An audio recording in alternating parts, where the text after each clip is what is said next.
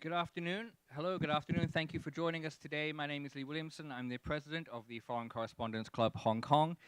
This afternoon, we are delighted to be joined by Justice Richard Bernstein, the first blind justice to be elected to the Michigan Supreme Court and a pioneering disability rights advocate. Prior to taking the bench, Justice Bernstein built a reputation as a tireless advocate for disability rights as an attorney, with his cases often setting national precedents in the US, protecting the rights and safety of people with and without disabilities, including establishing precedent for accessibility in public spaces and ending discriminatory practices towards blind students. Justice Bernstein himself is a living embodiment that the strongest steel is forged in the hottest fire. Blind since birth, Justice Bernstein endured further hardship when he was hit by a speeding cyclist 12 years ago, resulting in almost 3 months of hospitalization, a shattered pelvis, and long-term chronic pain. But in the face of every setback throughout his life, Justice Bernstein has demonstrated tremendous courage and fortitude. A believer in the power of sports to heal, he has run an amazing 23 marathons and even completed an Ironman. Justice Bernstein is going to address the FCC for around 10 minutes. I'll then ask him a couple of questions right here and then call on some of you to ask some questions of your own. But before that, please join me in welcoming Mr. Justice Richard Bernstein.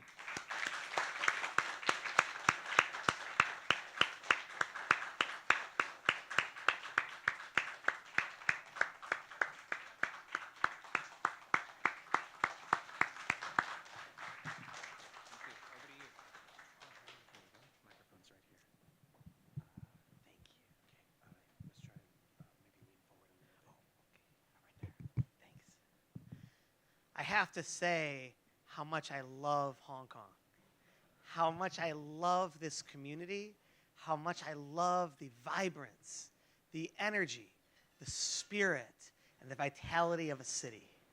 And I have to say, I love the culture. I love the history. It's a captivating place. And for those of you who are blessed to call this your home, you live in a world-class city. You live in a remarkable place.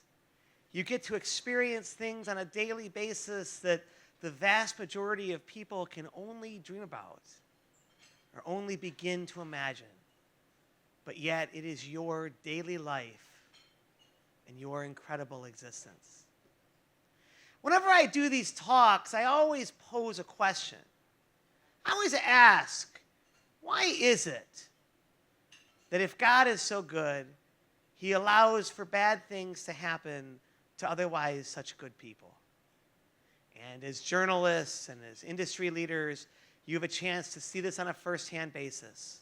Why is it that there are some people who come to know a greater struggle, a greater hardship, a greater challenge, a greater difficulty than others? I was giving a talk this morning on the radio, and I spoke about the idea that we're given certain experiences for a reason. We're given experiences for a purpose. These experiences are meant to help us forge our lives. They allow for us to understand and appreciate who we are. And they ultimately give us the opportunity to come to realize our mission, our reason for existing. They give us the chance to empathize. They allow for us to understand. They give us the chance to relate to other people. Experiences are powerful. And those experiences that we're given are meant to drive us. They're meant to guide us. They're meant to allow for us to realize our true mission, our true focus, and our ultimately true reason for being and for creation. So we ask the question, why is it that bad things happen to otherwise such good people? And why is it that there are some who come to know a greater struggle or greater hardship or greater challenge or greater difficulty than others? An easy life does not always correspond to a good one. Often is the case that those who come to know challenge, those who come to know hardship, those who come to know difficulty, and those who come to know pain live their life with a greater sense of purpose. They live it with a greater sense of mission. They live it with a greater sense of focus. They live it with a greater sense of understanding. And so often is the case that those who come to know struggle, hardship, pain, and difficulty are often the very same people who live the richest and the fullest and the most meaningful of lives that a person could ever hope to live or ultimately hope to have. For you realize as correspondents, you realize as leaders that you have this mission. You have this power. You have this reason. It guides you. It pushes you. It drives you. It allows you to feel as though your day was well used. And that ultimately, when the day concludes, you were able to leave things in a better place than you had ultimately found them. So often in life, as we tend to go through it, things happen to us. And people will often say to us, "Oh, I hope you make a quick recovery. I hope that you're able to get better." But so often in life, we're not able to recover. We're not able to simply just get better. But what you've learned here in Hong Kong is the most vital lesson that one could ever learn. You learn the power of adaptation. Power doesn't come in learning how to change. Power doesn't always come in learning how to overcome. Power comes in finding the ability to adapt to a new circumstance, to adapt to a new life, to adapt to ultimately whatever challenge and struggle is brought before you. That power to adapt to new circumstances, to new challenges, to new ways of life is a driving power. It's a guiding power. And in no way can it ever be a limiting power. Now, as you heard in the introduction, I've been blessed to have the opportunity of completing 26 marathons and a full Ironman competition. For those of you who are not familiar with the Ironman, it's a 2.4-mile swim followed by a 112-mile bike to be completed by a 26.2-mile run. The rules are quite simple. If you stop, if you rest, if you take a break, you run the risk of missing a cutoff. If you miss a cutoff, you're immediately disqualified from the competition. If you finish at 12:05 instead of 12 o'clock, it's like you were never even there. 2 years of effort, work, and struggle will literally be for nothing. So I invite you to picture, if you would, the feeling you would have as you dive into a frigid body of water. The water temperature that morning of Lake Coeur d'Alene was 55 degrees. Imagine swimming in total darkness, having no idea where you started, having no idea where you're going, and having no idea where you are. Being the only disabled competitor, you repeatedly get kicked in the face by all the other swimmers. You try to surface, but it's impossible because there's other people immediately above you. And lastly, other people become entangled and ensnared in the rope that connects you to your guide. The harder you swim, the harder you attempt to break free, the faster the rope constricts, and the quicker it starts taking you below the surface. We ask ourselves, why is this so important? Why does this matter? Why should we care about people with disabilities? You come to realize that so often it is those who experience pain, who know struggle, and who live with hardship that might be frail and might be infirmed, but have the strongest and most resilient of spirits. And it is through their spirits, it is through their resiliency, it is through their strength that they're able to continue with their mission. They're able to understand that purpose, and they're able to come to grips with their reason for creation. So we ask ourselves the question, why is it that bad things happen to good people? And why is it that there are some who come to know a greater struggle or greater hardship than others? After you finish your 2.4-mile swim, you have to board your bike and ride for 112 miles through the mountains. It's a tandem bike, but you have to work as a team. When your guide says lean hard right, you have to lean hard right. When your guide says lean hard left, you have to lean hard left. If you miss a command, if you choose not to follow it, or if you're not paying attention, the bike will flip over, and you're going at speeds of in excess of 40 miles per hour. In the marathon in Ireland that I did, there was a young lady who fell off of her bike and broke her neck. These competitions are serious, and they require a certain level and degree and modicum of respect in order to participate. After you finish your 112-mile bike, you then run your full 26.2-mile marathon. Life is all about doing things because you gotta want it. You gotta believe in it. You gotta choose it. And you gotta decide that you're gonna make this happen.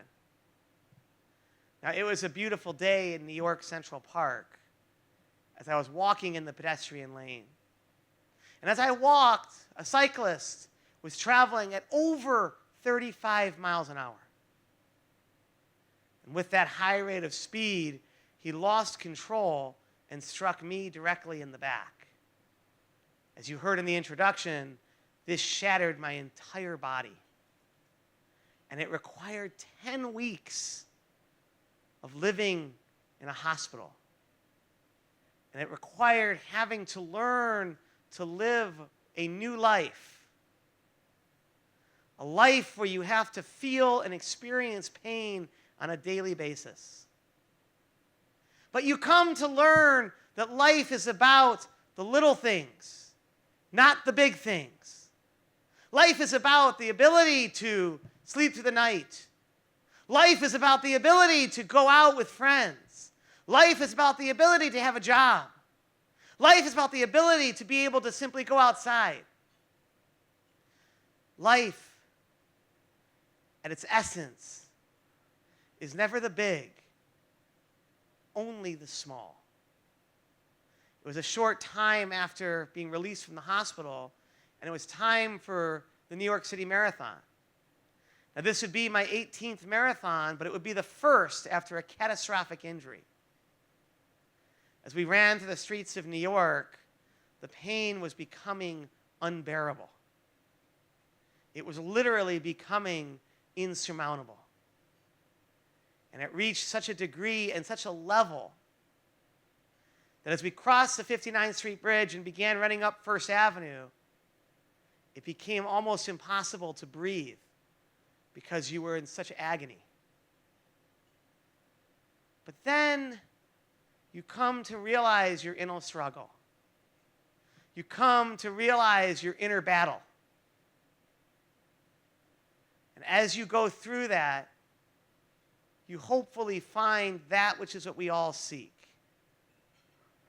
You hopefully tend to find or try to find a sense of peace. peace with your new life, peace with your new body, peace with your new circumstance, and you try to find and make a peace with our Creator. It is always those who will do what is hard that will achieve nothing less than what is truly great. And people ask, how is it that you function and perform as a Supreme Court justice? Well, first you have to be elected. The voters of the state of Michigan have to decide if they want you to serve them in this capacity.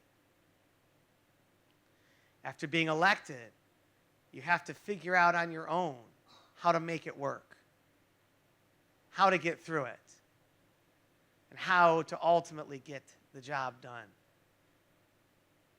Every week, there's 25 cases that we're responsible for. And these cases define people's entire lives. They define their entire existence. They define their freedom, their independence. They define whether people will spend their life in prison or ever see freedom again. They determine whether families will ever be reunified or have to stay separate.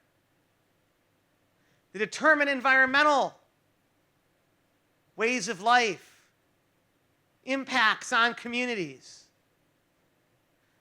They determine every facet and way of life that we are all committed to and that we are all having to experience.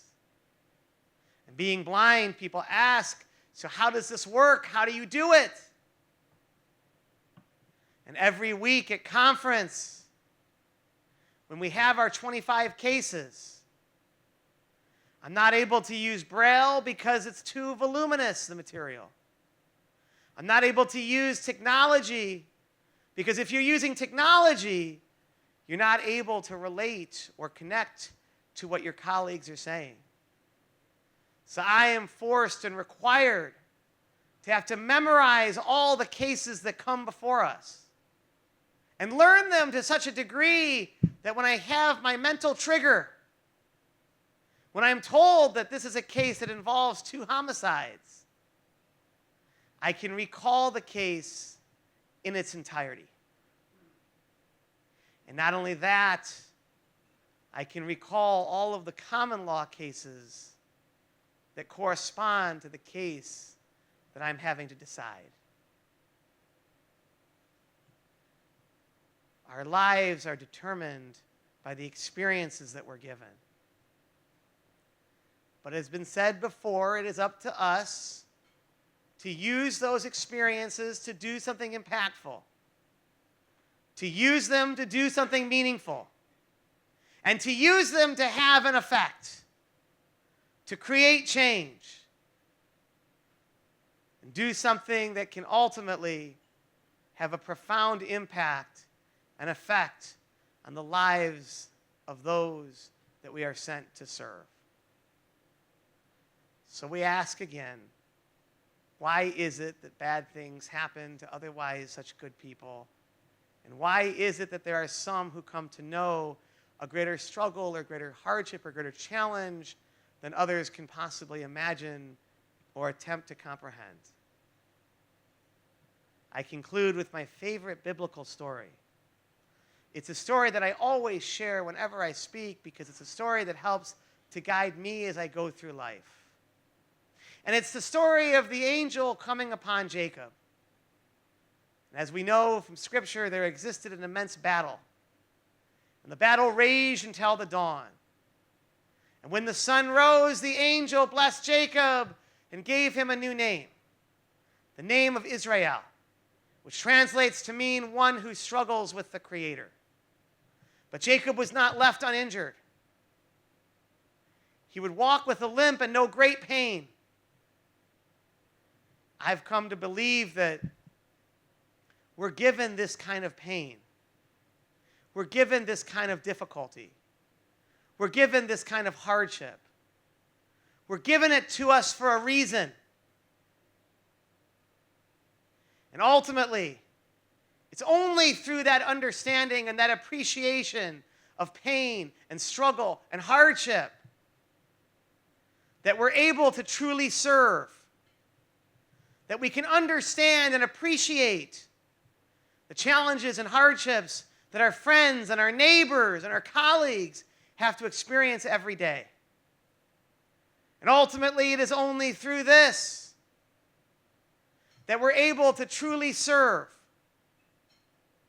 that we're able to truly understand, and that we're able to truly comprehend what it is that those who come before us have to face, have to contend, have to deal with each and every day.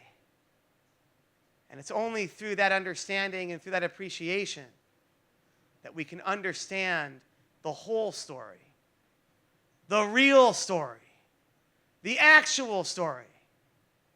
And it's only through that that we're able to truly serve those that we are meant to serve and have the positions and the titles that we're blessed to receive. Let us all find our missions. Let us all find our purpose. Let us all find our reason for creation. Let us celebrate our adversity. Let us celebrate our hardships. Let us celebrate our stories. Let us celebrate our experiences. And let us use them for why they were given to us, for why they were sent to us, to create, to enhance, and to make a better life for those that we touch, for those that we know, and for those that we're blessed to have an impact on. So now we can take some questions.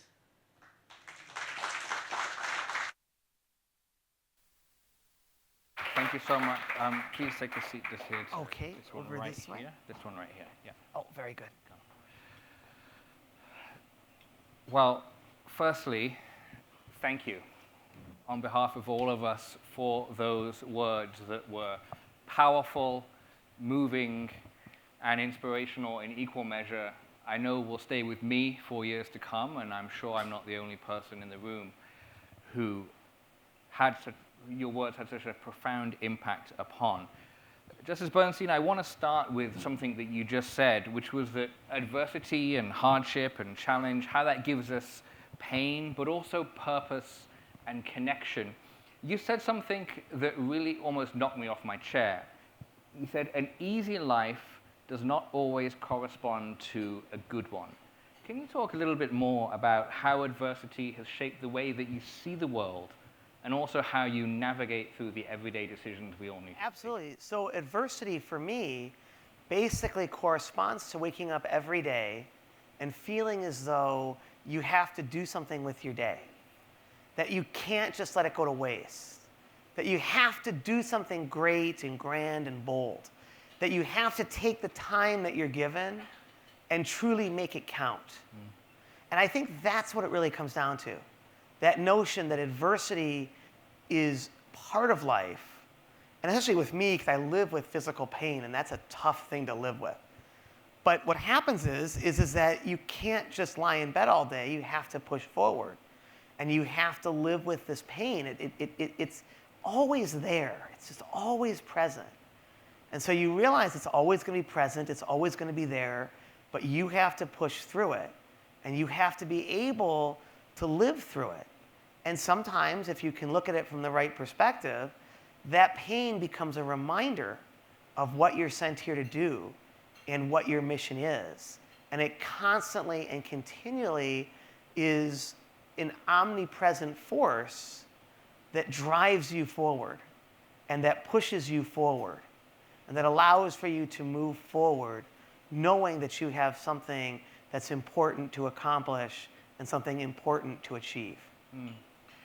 You talked in your remarks about running your 18th marathon, but your first with a shattered pelvis and a crushed hip. I mean, first off, I want to know how on earth you did that.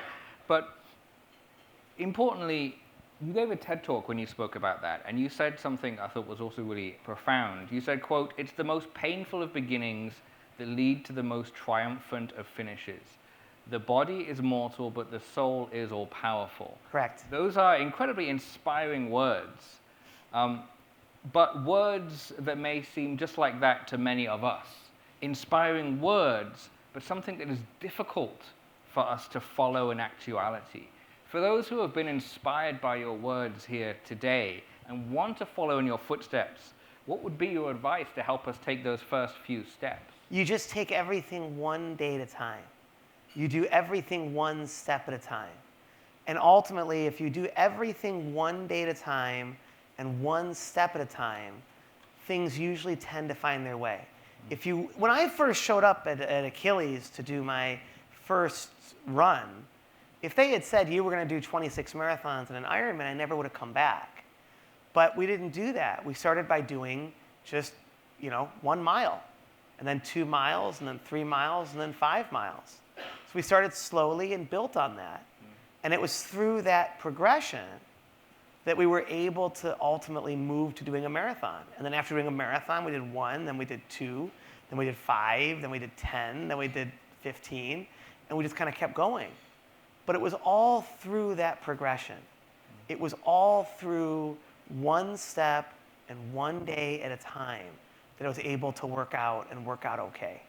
That was the essence of it. The essence of it is that you can't look at everything and just take it all at once. You have to take it one step at a time.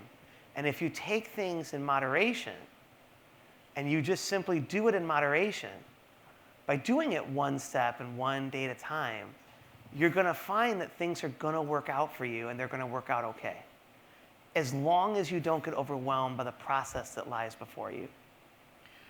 So it seems that running has been a constant for you in your life, and it's helped you to see that, you build. I'm a runner myself, and I definitely see the benefit in the applications to life, in that you build that distance, you build that endurance over many, many weeks, not on one run, right? No, correct. It's something that you build over time, and it just becomes a part of what you do and who you are, and it becomes part of your lifestyle. And it becomes part of what you tend to focus on each and every day. And it just becomes part of, like I always speak to, it just becomes part of your life mission.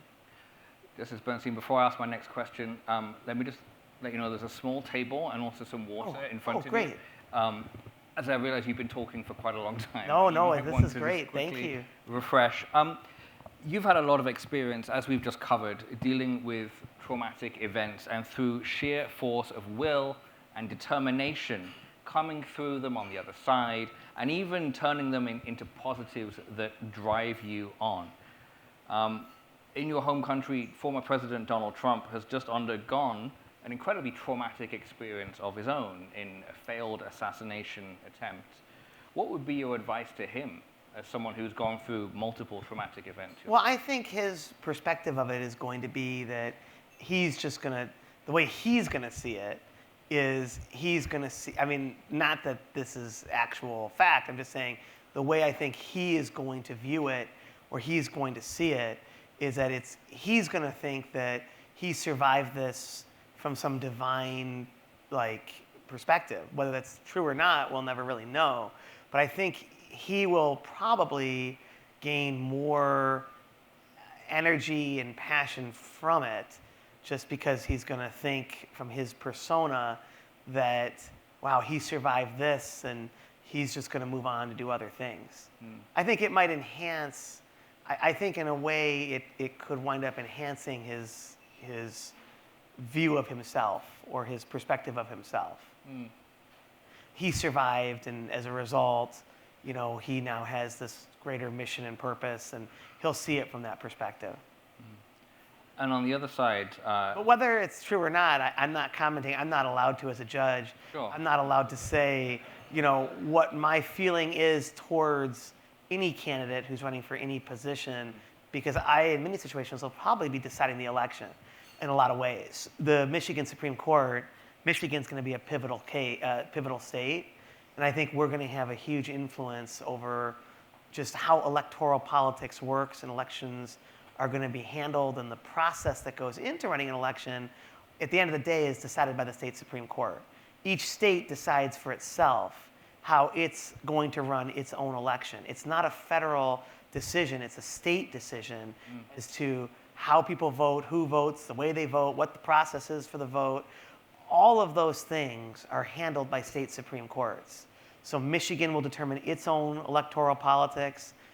Wisconsin will determine their own electoral politics. Each state will determine for itself what its own electoral process is going to be. So Michigan will determine for itself what its electoral process is going to be. And that could have a profound impact in one of the states that decides the election as to who ultimately is going to serve as the president.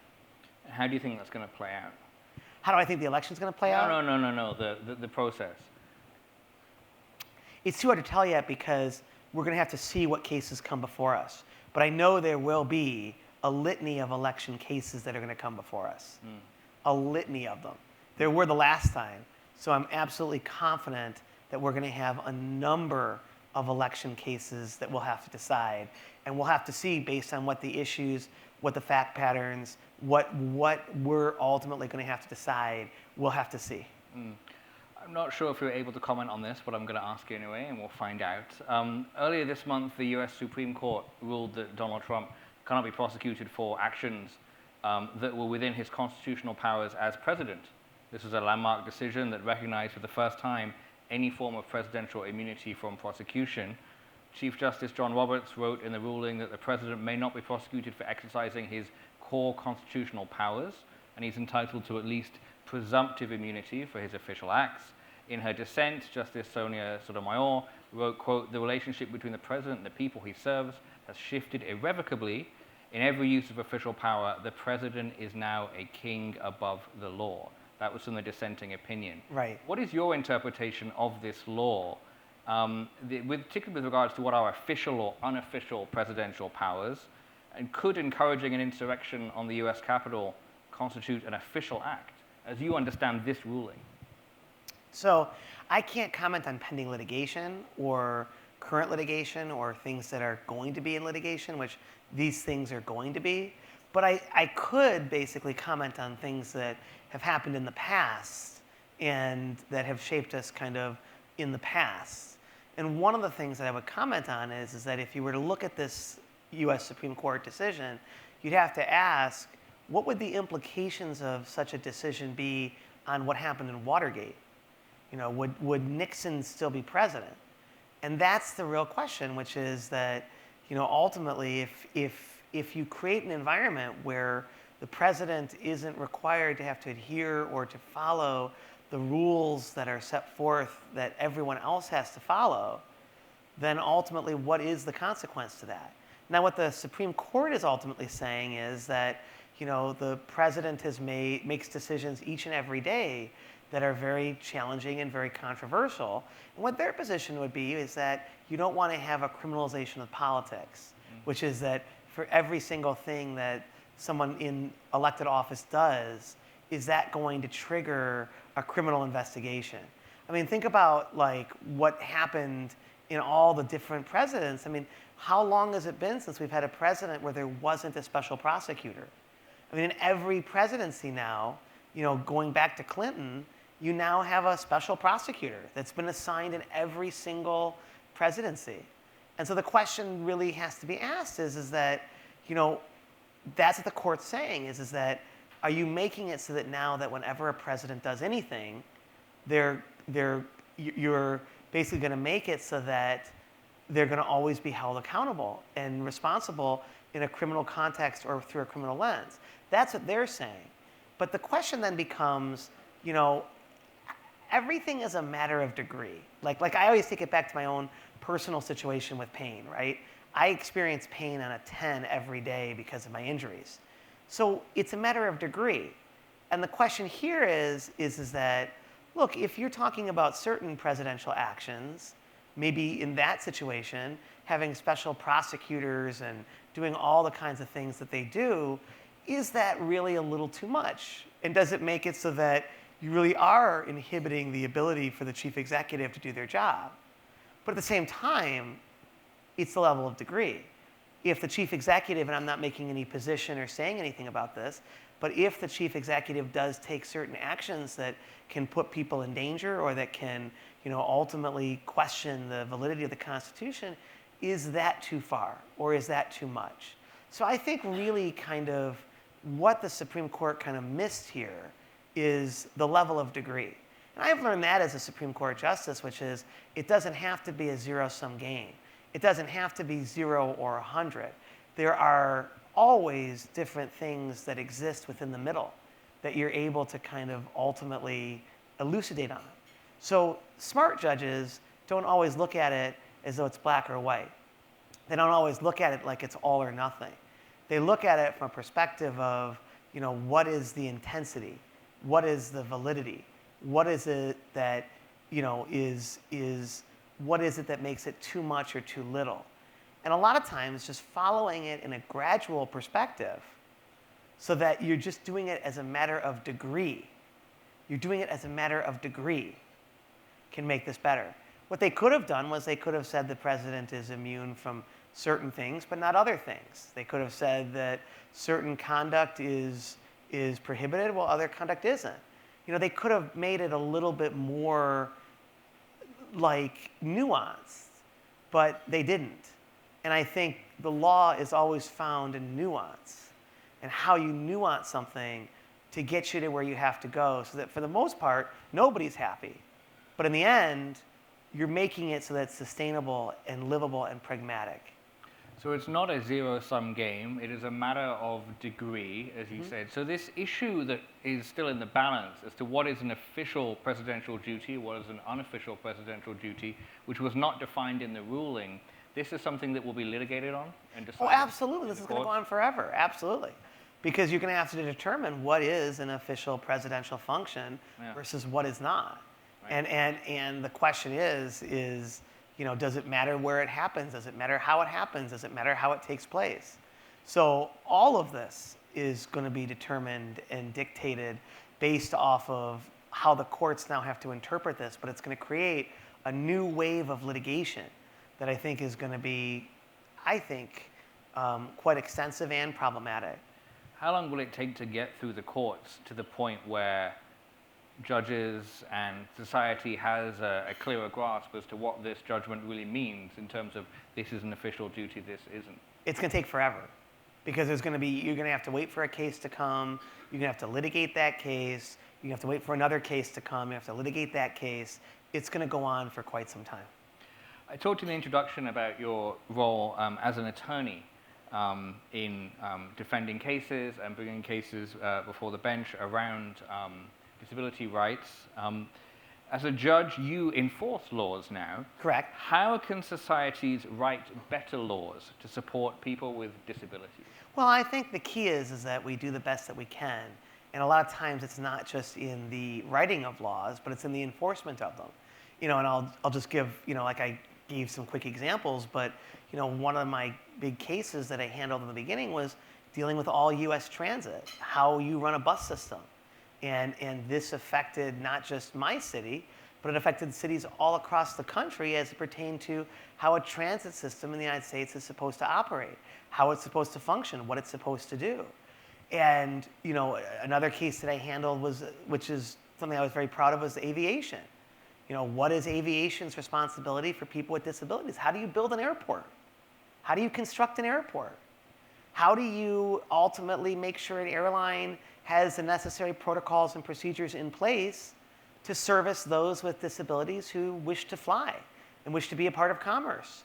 How do you go about doing that? How does that happen? How do you handle a situation like building construction? How do you make it accessible for everybody? How do you define what's an alteration versus a repair?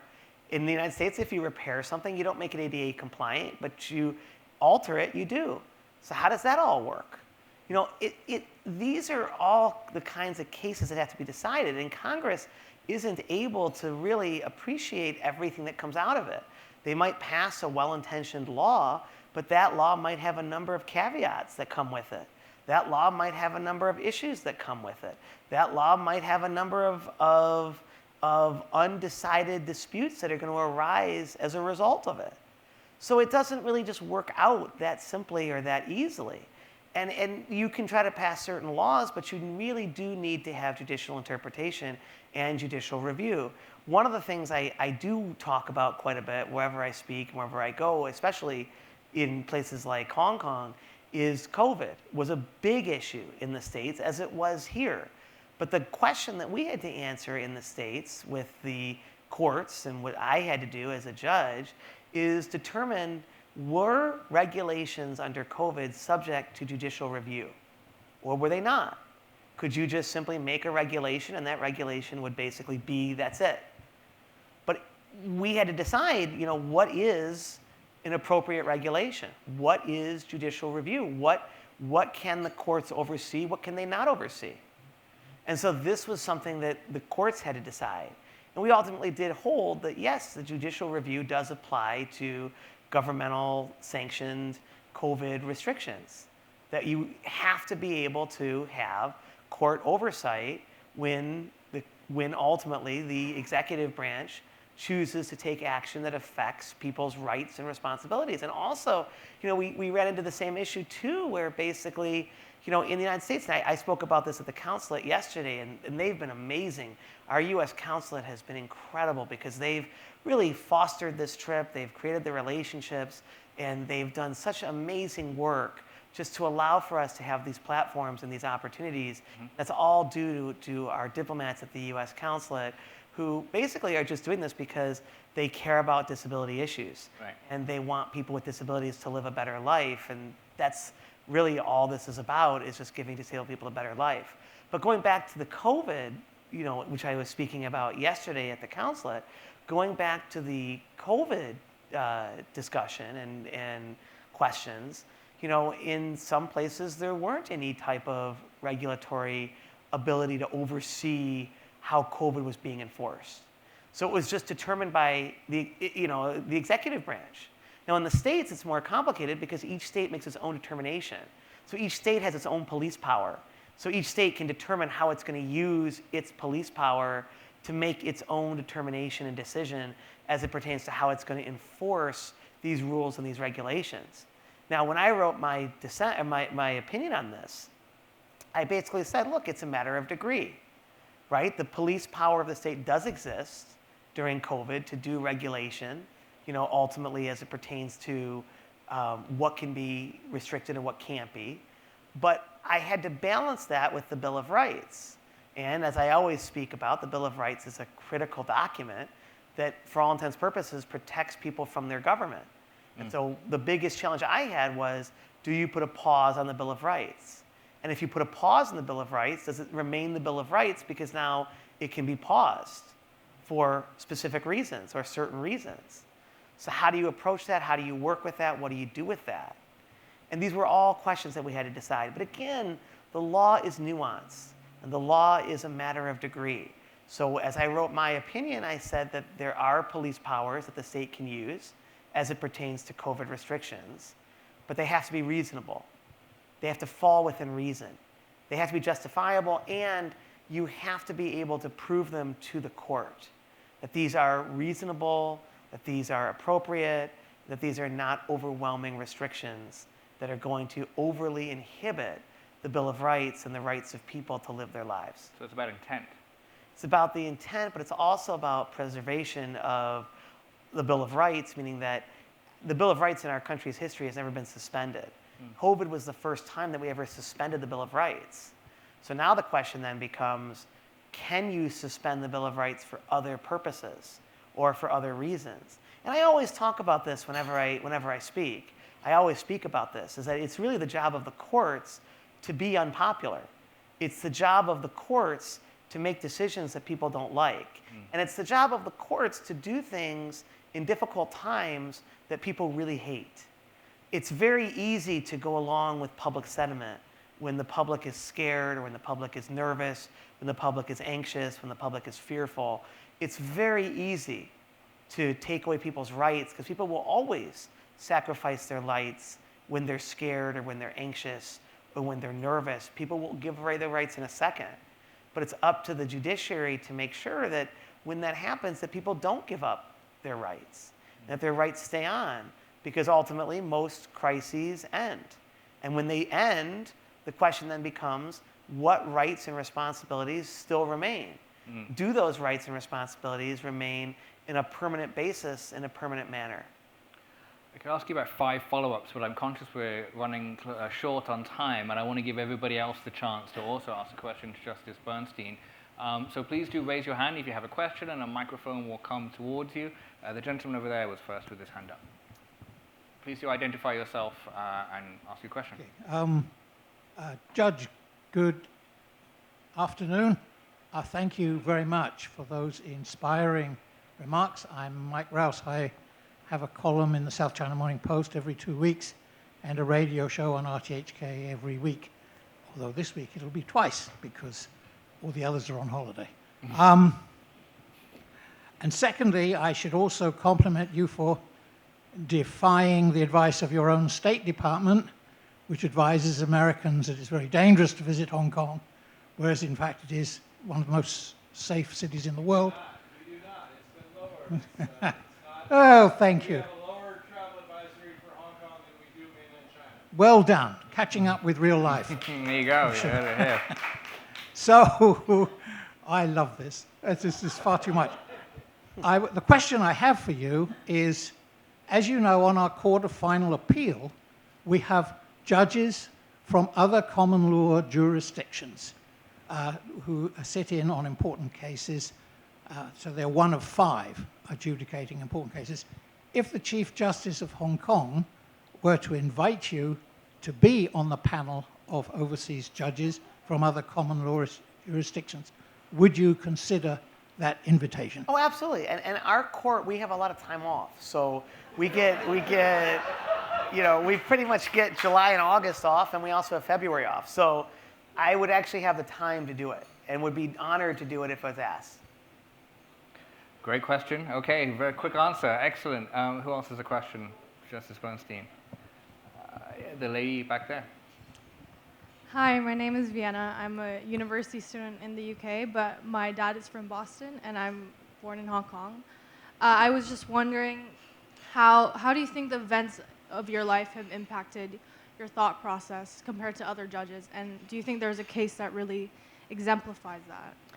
I think that ultimately, when you're a judge, you have to be a good referee, meaning that you're not an activist anymore. You're not playing on the field. You're reffing what happens on the field. You're not actively participating as a player anymore. You're just simply serving as a referee. And to be a ref, you've got to be fair. So I have numerous life experiences that go into things. I think what the life experience does is it allows for you to be able to have a very good conversation with people, a very concrete conversation with people. And it allows for you to have a great discussion with people in a really wonderful way. Because you're able, and this is why diversity is so important, you're able to bring things to people's attention that they otherwise would not have thought of. It's not that people tend to overlook things purposefully. It's just that they don't think about it. And by not thinking about it, they miss it, and things go missed. So when you have people with different perspectives and different understandings or a different level of awareness, what you ultimately have is a situation where people are able to consider and think about things that they otherwise would have missed or not considered or not thought of. And that's what makes it so important. So it's not that there's like one case that really happened as a result of it, but I will say this. There's many cases where I will bring things to people's attention that they otherwise had not thought of, or they had otherwise not perceived, or they had otherwise not thought, hey, this is relevant or this is important. And I'm able to bring that to people's awareness, bring that to people's attention, allow for people to focus on things that they otherwise would not have focused on, and I can do that in a substantive way. That's where it makes a difference. It makes a difference in the conversation. It makes a difference in the discussion. And it makes a difference in, ultimately, how the court is rendering or reaching verdicts.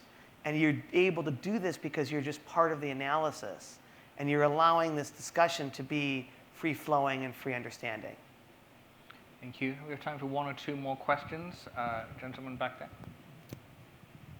Okay, I'm gonna just, oops, sorry. Joe Penn, journalist, governor of FCC. My question is, what's next for you? What's your career trajectory, or do you have something in mind already? Well, I hope just to keep my position, and I hope that I can just keep my job and continue to serve people in this way. Okay, thank you. Gentleman over there, please wait. A microphone will come straight to you. Tony Watson, Far East Investment Management. What is the process for appointing a special counsel in the U.S.? I know you can't comment. Sure. Asking reference to the Jack Smith situation, but if you could just educate us on the generic process for... Sure. It's easy. That's my pleasure. The generic process is it comes out of the Department of Justice, and that it's really, for all intents and purposes, the determination of the Attorney General to determine if a special counsel is needed. One is usually appointed or assigned if it's believed or if it's thought that the Department of Justice will appear to be partial or biased because they're serving a certain administration. And when they're serving a certain administration, special counsel is appointed. There's usually a 3-judge panel that ultimately appoints the special prosecutor or special party to do that. But the idea is that people will have more confidence in the Justice Department because what they'll think is, or what they'll say is, okay, this is a Trump Justice Department, so it's going to have a certain bias. Or this is a Biden Justice Department, so it's going to have a certain bias. The special prosecutor is appointed and assigned to overcome those perceptions and remove the concern of bias that people might have going towards how investigations are conducted and the way investigations are conducted and the way that charges are ultimately brought if they're ultimately brought. So that's kind of the emphasis of how special prosecutors become about and get appointed. It's to avoid any kind of a perception of bias. And that's why people tend to just go for special prosecutors, because the Attorney General can say, look, you know what, it's a special counsel. I'm not part of it. I'm walled off from it. And I don't play a role in it. So it allows for basically the Department of Justice to set up this wall that allows for certain investigative powers to be handled in a way where it's not supervised by the Attorney General, who is seen to have an allegiance to a certain administration or not. Okay. Thank you, Justice Bernstein. Time for one more quick question, if there is one. Let's do two, if we have time. The lady there, and then Morgan as well. Sorry, gentleman with the microphone, I'm making you run. Just over there. Hi, I'm Bianca. I'm interning at a law firm now. Oh, wonderful. Congratulations. Oh, thank you. Yeah, just graduated college. And yeah, what you said about how everything's like kind of in your memory and how you have these like all these cases back in your mind and like all 25 cases, and I'm sure times however many weeks you've been doing the cases for, like, I'm just amazed at your memory and was wondering if you'd talk more about like the process of like figuring out you had that skill and also like developing that skill and yeah, always like accumulating more information without actually like physically being able to like see and digest it visually. Sure, it just comes with work, right? It just comes with, I don't have a better memory than anybody else. I just work harder. I just have to really work harder in order to digest the information or internalize the information. So it just requires a tremendous amount of work and a tremendous amount of effort in order to internalize and incorporate all the various materials that I have to incorporate.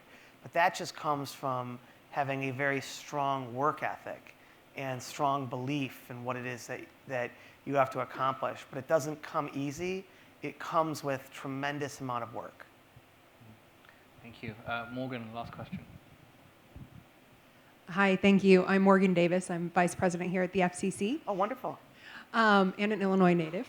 So I have some question about the difference with the state and federal law in the U.S. I know this is probably a long one, but briefly, could you tell us a little bit about how that challenges you, or do you think it benefits the system to have both the state and the federal level, particularly when we're looking at things, as you said, about coming up with the election? Michigan is, of course, an important place. What's going to happen? How does that balance play out for you? So each state has its own constitution, and Michigan is arbitrated by the state Supreme Court. We're the last word in interpreting the Constitution of our state. No one else can interpret the Constitution. It cannot, certain decisions that are made off of the Michigan Constitution cannot be appealed to the Supreme Court. They can only be appealed to the state Supreme Court. They cannot be appealed to the federal Supreme Court. So the issue is that it's really designed as a states' rights issue, so that each state basically has its own structural base that it operates from. It has its own constitution. State constitutions cannot be less than the federal constitution. They have to provide equivalent rights, but they can go further and create more rights than the federal constitution.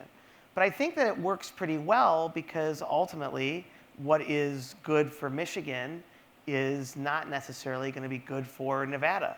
So the idea of distinguishing it and bifurcating it and allowing for each state to make its own interpretation and do its own work based off of its own structural guidelines and confines, I think works pretty well in our system.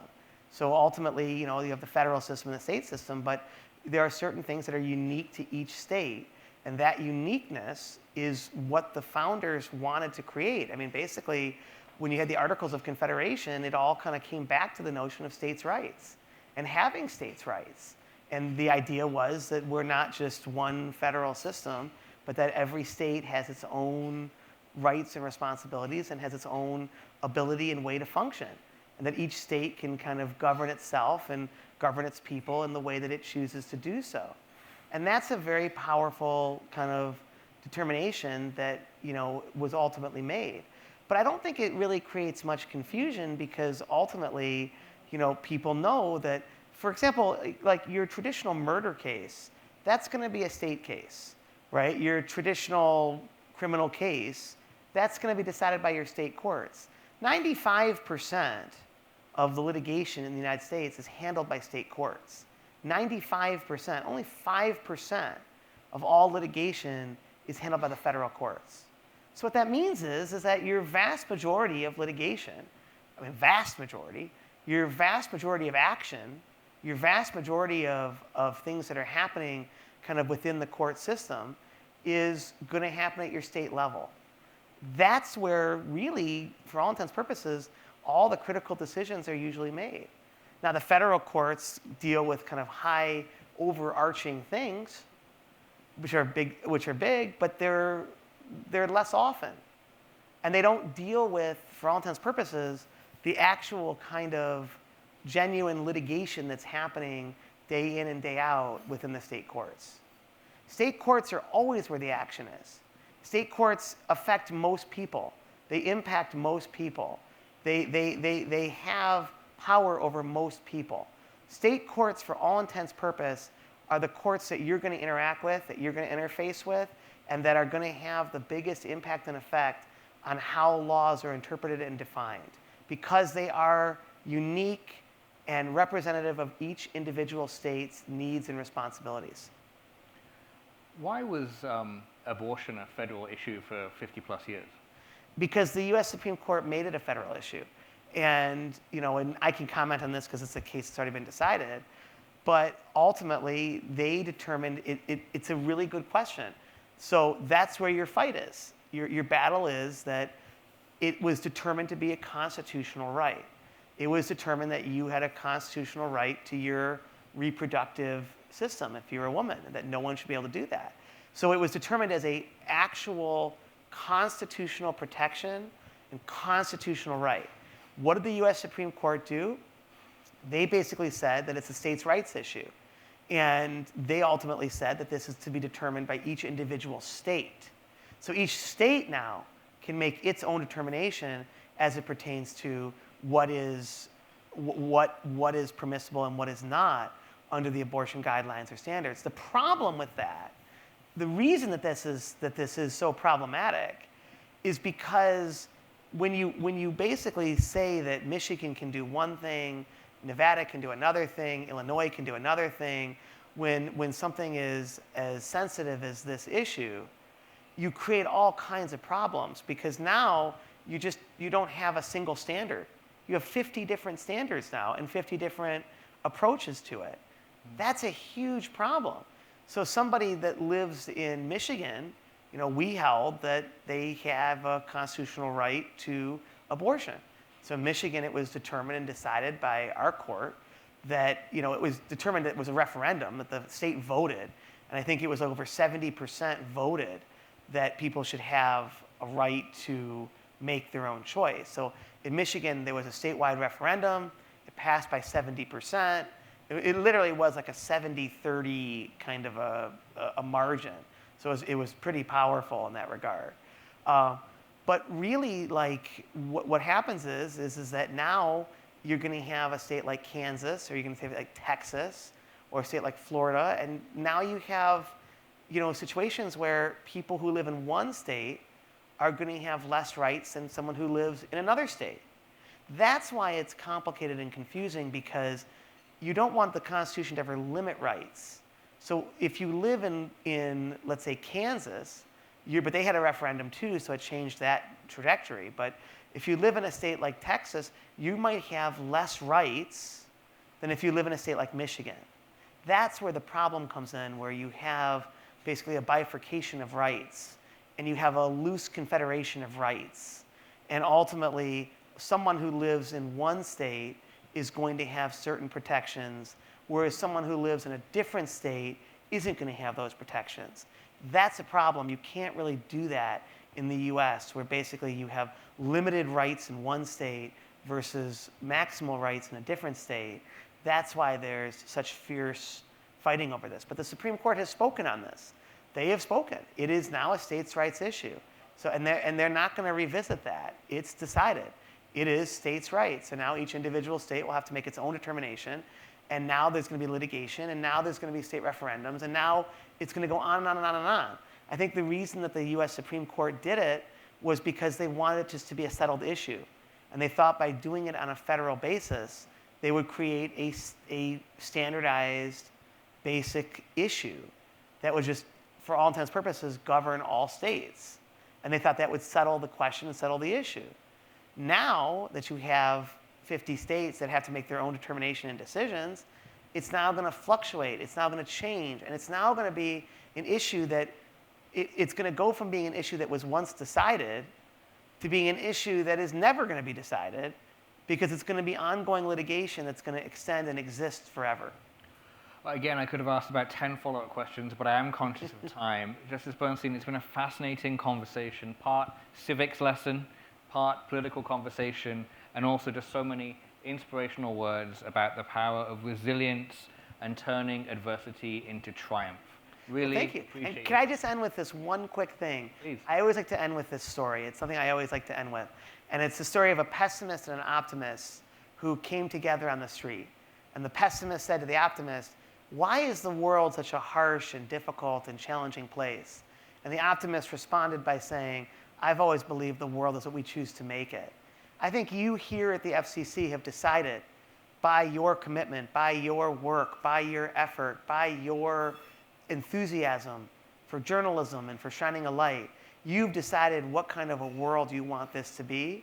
And for that, those people who benefit from your service and from your work, thank you. Ladies and gentlemen, please join me in thanking Richard Bernstein.